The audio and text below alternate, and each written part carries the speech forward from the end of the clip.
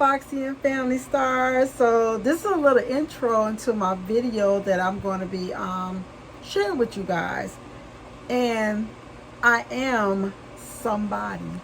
Remember that. You are somebody. Remember that. That's all I have. So let's get into this video. And if you like this video, give it a thumbs up, subscribe to my channel, turn your post notifications, and comment below what you think about this video. So until then, let's get to it. I will say thank you now to my Foxy and Family Stars, because you are the stars of my life. I love you guys. And let's move on to this video. Welcome to Foxy and Family channel.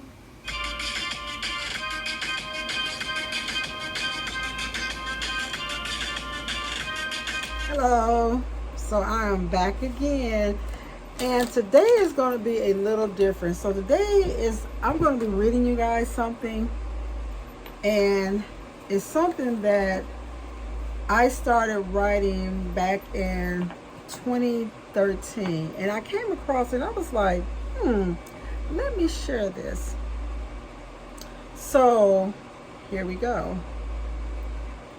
During a certain time in one's life, one feels that she is not really worthy of much use. Education is important to teenagers, especially black teenagers. To be able to prove oneself, you need a lot of knowledge behind you, not only in school books, but also common sense. The learning I needed for myself was a great need for me as a young black female, because I came from a city where there's a lot of crime. I decided to stay strong and not get involved. I studied hard in high school so that I could receive my diploma with some type of honor.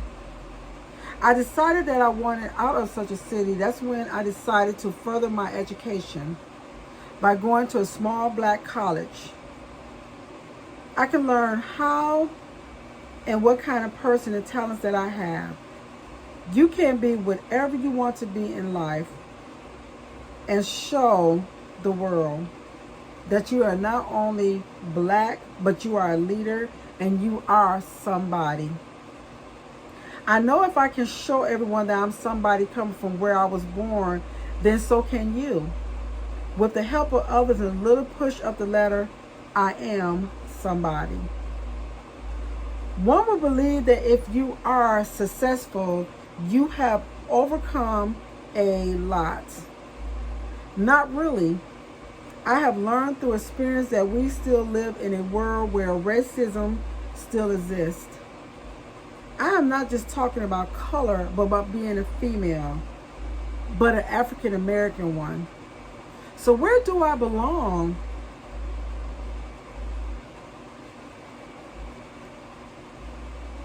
So where do I begin to tell my story? Well, let's start where I was born in 1964, where it was a lot going on at that time. People in Detroit were trying to make ends meet. Most of the men worked on the assembly line or in construction. The women stayed home to raise the kids and take care of the home. Back in those days, a little went a long way.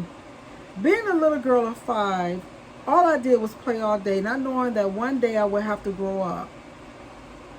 So let's jump ahead to 10-year-old skinny brown-skinned girl with long pigtails. I was so innocent and saw everything through a rose-colored glass. When I was about to get a wake-up call at the age of 10, I was really into different kind of music, and I remember that I loved Elvis Presley. I saw on TV that he was coming to Detroit to perform, so I asked my mom, could I go? She told me no. I was like, why, Mommy? She told me that black little girls do not go see a white man sing on stage. I really didn't understand, and I was so mad at my mommy. I cried all day that day. So now I am in high school. This is where my wake-up call really showed its true colors. It was around the time that Roots came out, and the very next day at school it was different. The white people that I talked to all the time was not talking to me. After just listening to what was going on around me, I realized that that movie took a toll on all of us. It was a sad day when I felt I had to choose between the people I grew up with and played with from kindergarten to high school to be with the people of my race as a young black girl. I struggled with that. It was because I didn't see the difference in color. To me, people were people. I refused to believe that they would treat me any different. But I was wrong. They did because of the color of my skin. It was the saddest day of my young life. So now it's time for me to graduate, and I think about my education and what I want to do with my life. So I decided to leave the city and go south to Arkansas to a small black Methodist school, college. I was like, this will be okay because I would be with people who will understand me. Boy, was I wrong. It was like going to a foreign country and not knowing the language at all. It was hard to believe that your own race looked down on you because you came from the city. I didn't have money to go around. I had to work and use a Pell Grant to get me through, and still that was not enough. But I didn't let that get me down. Let's just say that college days can be a book on its own. Well, I worked hard, went to summer school, and finished and ended up with my Bachelor's of Arts in Business. I went home back to the city where I would begin to look for jobs in my field. It was such a struggle because not only that you needed a degree, but you needed experience also.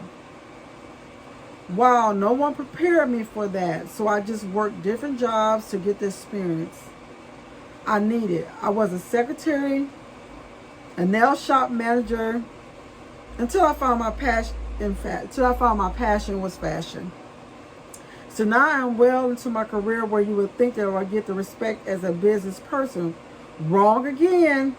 I still face racism every day, not only from my own race, but from others. It really amazes me how people can be so cruel to one another.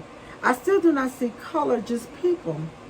Maybe one day people will see me, and not that I am black and a female, but a person who only wants to be treated with respect. When having a conversation with one of my friends with whom I consider a dear friend, it just came out of me that I really do have more to give. I consider myself a person who can speak on any different level. For example, when talking to young people, I have to talk their language for them to understand what I need them to know. But also at the same time, you will need to replace slang with correct English. I often wonder why people tend to look at me when I talk on the young one's level. I really should not have to explain what and why. So here goes when you are trying to get a room full of young people to listen to you. You will have to speak their language to get them to listen.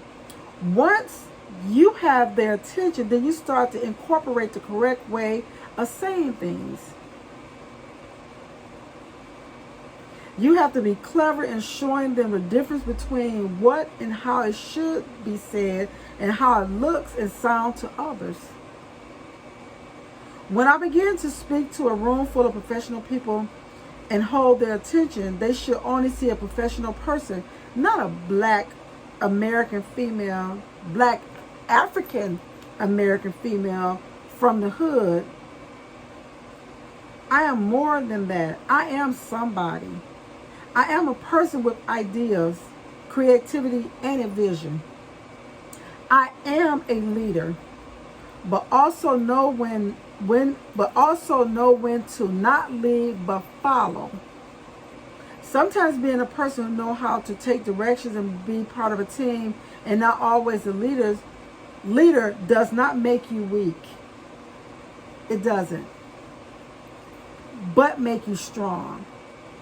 To me, this is how strong leaders are born. When you share your knowledge with others, you want them to be better than you. You may ask why. Let me tell you why. You will have accomplished something great. Then you know you have done your job. Now you can move ahead a space on this checkerboard we call life. The end game to my story is that if I help just one young lady, person, male, female, no matter the color of his or her skin, then I did my job. I was put here for a reason. It may have taken me a lot of years to understand, but and what I come to realize is that I am somebody. I am somebody. I hope you guys enjoyed that, because it made me reflect back on things that's only resonated back then, from me being a little girl up to now, to what's going on now in the world. And I can't believe that I actually still had that. And I'm really proud of what came out of me. And that was just my point of view. That is what I was feeling. So, like I said, I jumped around a little, but I went from where my experience was from a little girl to when I was in high school to when I got to college to where my life is right now. And at the end of the day, I had to remember this, and I'm glad I found it, because I am somebody. You are somebody. Remember that. Show strength in everything you do. And like I said, if anything I do in life can help someone to see that they are somebody, then I have accomplished a lot in my life. So until then, that was my inspiration for you guys today. So until then, I will talk to you guys soon. As always, from my family to yours, to my Foxy and Family Stars, I love you guys so much. And thank you for listening to me and going on this journey with me. And until then, I will talk to you guys soon. Bye.